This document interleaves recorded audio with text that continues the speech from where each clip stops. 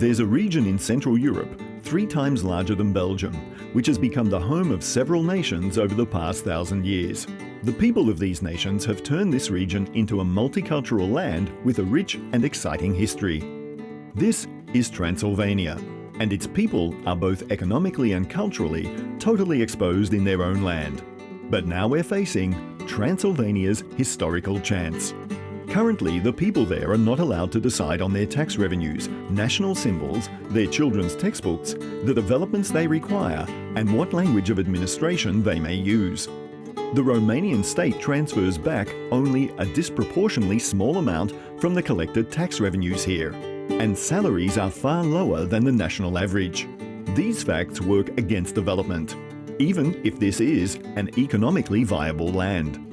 Throughout its history, Transylvania has been mostly autonomous with an inclusive society, but it's also been the victim of several wars and unkept promises. Its history began 70 million years ago with the geological formation of the Carpathian Mountains. Various cultures had been living here before this land was engaged in the Kingdom of Hungary. In 1224, for the first time in Europe, Transylvania's inhabitants were granted autonomy from the King of Hungary. The Mongols and Ottoman Turks raged on its land. Later, it became an autonomous power and played an important role in European political life for over 150 years. For the first time in history, freedom of religion was declared here in 1568. For a period of 160 years, the region became a principality of the Habsburg Empire. Revolutions and wars for independence came and were followed by peace again.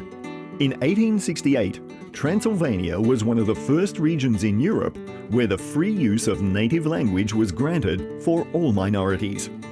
This freedom was later limited, and the peace ended with World War I. The Romanian army occupied Transylvania at the end of the war.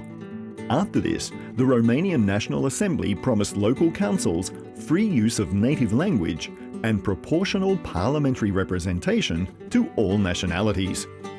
These promises have never been kept. With the Treaty of Trianon, the Allies awarded Transylvania to the freshly formed and only slightly larger Romania. During the past decades, the country has become a centralized nation-state, the aim of which is to culturally and religiously homogenize and economically repress Hungarian, German and Roma people, as well as several other ethno-national groups who live there. The facts that Romania has been a democratic state since 1989 and a member of the European Union since 2007 have not brought any major changes. In 2013, Hungarians in Transylvania formed the largest indigenous community in Europe without autonomy. More than 1,220,000 Hungarians can use their native language only to a limited extent in proportion to their number. They have no autonomous state university with higher education in the Hungarian language. They are politically exposed, and central government disregards the historical borders of the areas with a majority Hungarian population.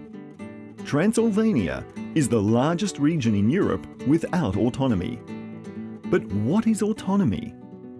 The ethno-national communities have their own parliament and government, fiscal policy, multilingual administration, system of education, and they can use their national symbols and native language in the justice system. How does this work in the rest of Europe? 17,700,000 citizens belonging to various minority groups enjoy some kind of specific autonomy in Europe. Which ethno-national communities is autonomy for? The size doesn't matter. Let's see examples of South Tyrol or the Åland Islands. Transylvania is larger in territory than these regions. Still, it is not empowered with the previously mentioned rights. How will Transylvania find its way back to autonomy? For instance, it could follow Switzerland's 165-year-old example. Transylvania and Switzerland are similar to each other in more aspects than you would guess. However, in some major points, Transylvania is far behind Switzerland, since the latter supports multiple official languages, direct democracy, autonomous regions, confederation of cantons, and consensus government. In Switzerland, cantons of the confederation are allowed to decide on major questions related to their citizens' everyday life. And the official language of a specific canton is defined by the proportion of the ethno-national communities living there. The subregions in Transylvania are similarly diverse from ethno-national and linguistic points of view, and they also vary in their own and individual cultural and historical heritages. So what's the solution then?